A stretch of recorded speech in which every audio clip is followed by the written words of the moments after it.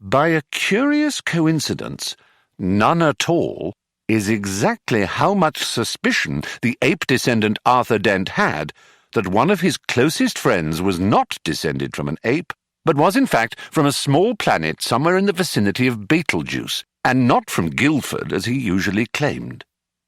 Arthur Dent had never, ever suspected this. This friend of his had first arrived on the planet Earth some 15 Earth years previously, and he had worked hard to blend himself into Earth society, with, it must be said, some success. For instance, he had spent those 15 years pretending to be an out-of-work actor, which was plausible enough. He had made one careless blunder, though, because he had skimped a bit on his preparatory research. The information he had gathered had led him to choose the name Ford Prefect as being nicely inconspicuous. He was not conspicuously tall. His features were striking but not conspicuously handsome. His hair was wiry and gingerish and brushed backward from the temples. His skin seemed to be pulled backward from the nose. There was something very slightly odd about him, but it was difficult to say what it was.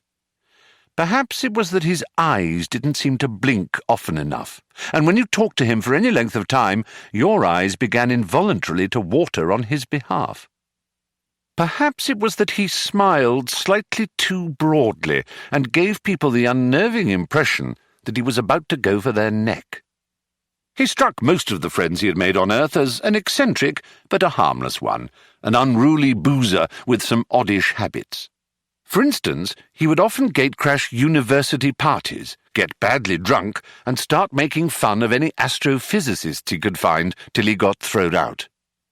Sometimes he would get seized with oddly distracted moods and stare into the sky as if hypnotized until someone asked him what he was doing. Then he would start guiltily for a moment, relax, and grin.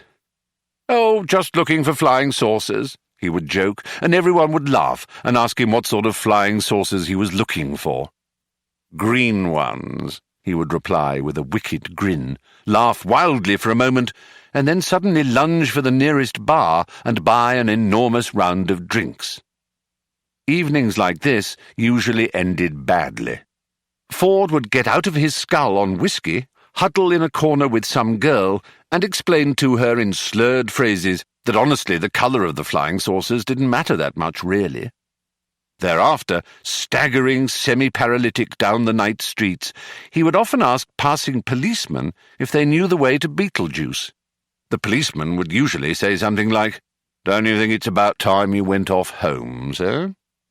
"I'm trying to, baby, I'm trying to," is what Ford invariably replied on these occasions. In fact, what he was really looking for when he stared distractedly into the sky was any kind of flying saucer at all. The reason he said green was that green was the traditional space livery of the Betelgeuse trading scouts.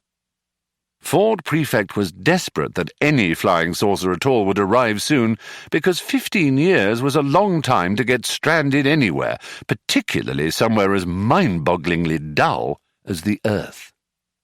Ford wished that a flying saucer would arrive soon because he knew how to flag flying saucers down and get lifts from them.